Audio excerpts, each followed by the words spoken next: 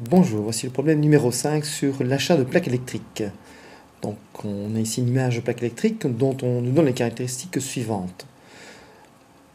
Puissance maximale électrique en kilowatts, 5,9. Donc c'est-à-dire 5900 watts. L'intensité de la prise de courant, 32 ampères. Donc il faut brancher ça sur une prise de 32 ampères. La tension en volts, donc le voltage, donc U c'est 220 volts. La fréquence du courant, c'est 50 Hz, vu que c'est du courant alternatif. La longueur du cordon, 1,50 m. Quelles sont les questions? Première question, calculer l'intensité réelle du courant.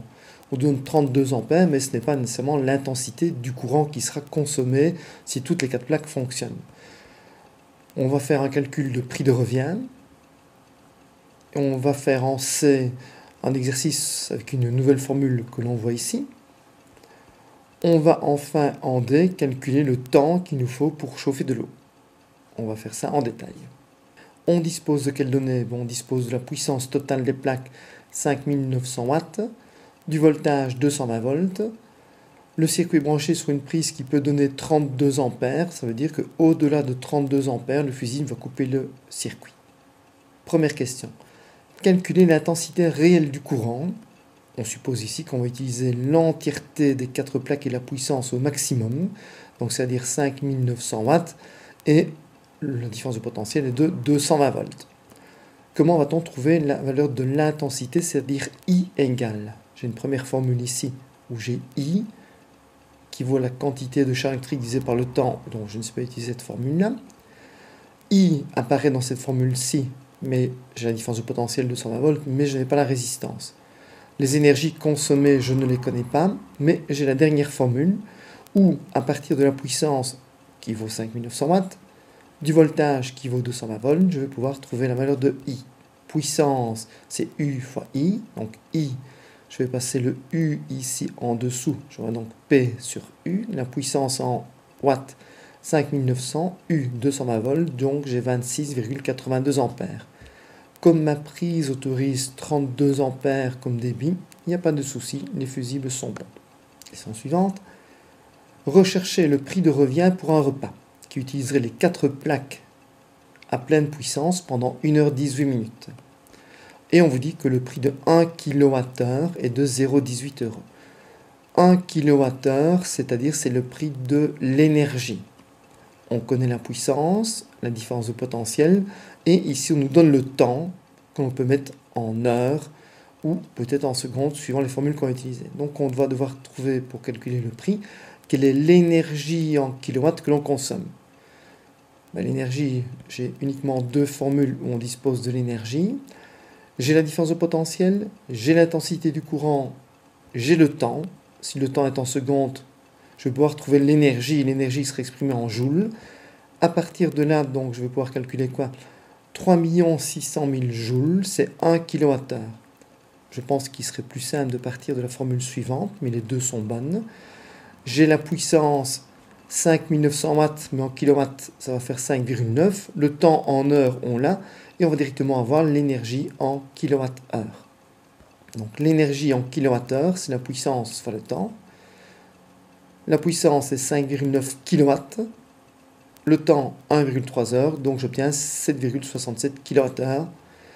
Pour le prix et le coût, ce n'est pas difficile. Il suffit de dire 0,18 €, c'est pour 1 kWh.